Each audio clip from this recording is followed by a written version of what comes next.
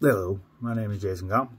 This is FTT 211, the 1911 Advanced Armors course. This is week 4, the assignment for the week.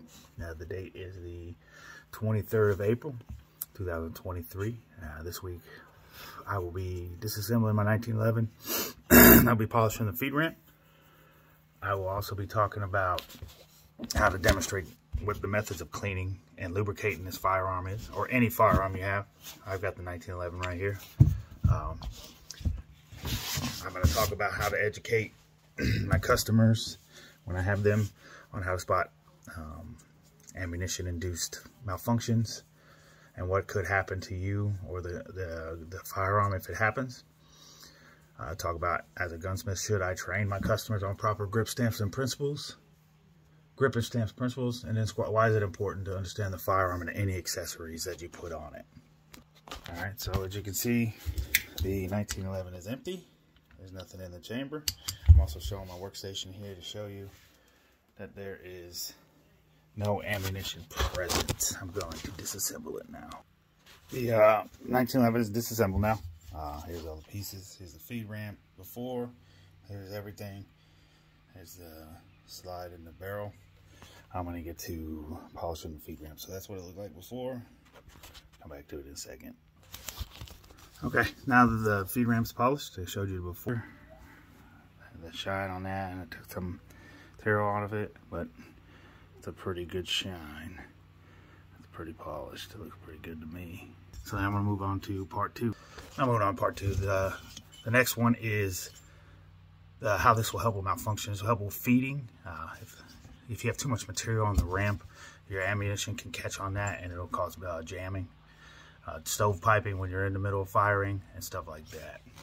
Part 2 is briefly demonstrate the method of cleaning. So you got a rag here. I keep a CLP brush right here to lubricate and kind of brush down, and then we have cleaning brushes right here. And you're just going to lubricate in areas. You're going to get in here and take the brush, clean inside here, clean the rails off with lubrication on it, clean inside this tube right here, clean the back area, clean the hammer area, because that's where all carbon gets. You need to do the same for all your parts. You're going to clean them. Same thing with the brush, lubrication, CLP or whatever gun lube you like to use. Clean the barrel, use a barrel swab for it. Clean the outside because carbon likes to build up around here as well. Cleaning the slide, you're going to clean inside the slide. You clean inside where the barrel and the spring goes. Clean inside here. Definitely clean out here the ejector chamber and everything. Clean in the back. That's how you clean it up. And lubricate it as well as you go. So for part 3, we're going to talk about ammunition-induced malfunction. So I've got some spent ammunition, 5.56 rounds right here. There's nothing in it, see? And you can see that the primer's been striked on this one. All right, so some of them you can get a light primer strike on some of your ammunition if you look in the back. And if you fire and you just click and nothing goes off, and you look, you pull that round out, you look on the primer, and you might see a little pop, a little tap on the primer. That's a light primer strike. Obviously, that's something wrong with the gun. You get something like this, a primer blowout. This has obviously been pushed out, but a primer blowout could happen. You could get failure feeds. That could be something wrong with the ammunition casing itself, not going up into the thing. Crimping, it could crimp the neck, the shoulder, and everything of the casing, and it'll prevent it from going into the chamber. You've got other things that happen, like in Afghanistan. I had issues with rounds because we carry 7 magazines. During a firefight, I had a case that was swollen. Go into the chamber, fire, and then it would not come out. That's another thing to look for, is you need to check your ammunition regularly and rotate them through to shoot it, because just because it's in there and it's hanging out and you're safe or wherever you got it, the ammunition, despite what people say, they do have a lifespan on them, and you need to fire your rounds, and you need to rotate your inventory very often just to keep them fresh.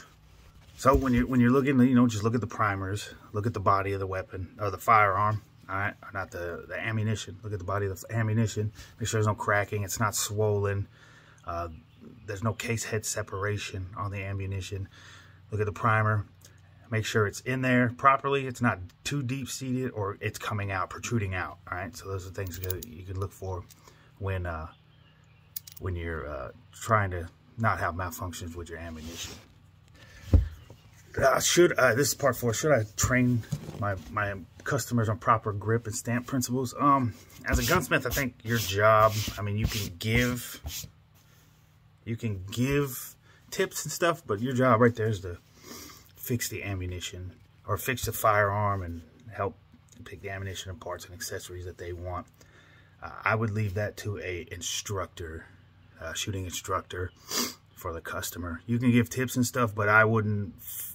I would advise them not to fully invest everything that I say, and I would go get proper training from an instructor. Part 5, all right. Why is it important to understand firearm and accessory operation prior to attaching anything? I mean, you've got to know what you're putting on your firearm. I've seen a lot of people put stuff on, and they don't know what's going on, and then the weapon doesn't work. You've got to know what you're putting on your firearm or in your firearm to understand how it's going to make your weapon operate. You can put a new barrel in, but then you realize that the barrel might need some adjusting to work. I got something right here I just painted, but a lot of people know that there's gas blocks for AR-15s, right? But a lot of people don't understand what an adjustable gas block is, okay? And they just put it on there and they don't realize that they're not getting enough blowback, or they're getting too much and they're eating a lot of carbon as they're shooting. They need to understand how to adjust that to where they need to be. So people really need to know what they're putting in their firearms or what they're putting in their firearms. Appreciate your time. Mr. Minato, thanks for watching. Y'all have a good day.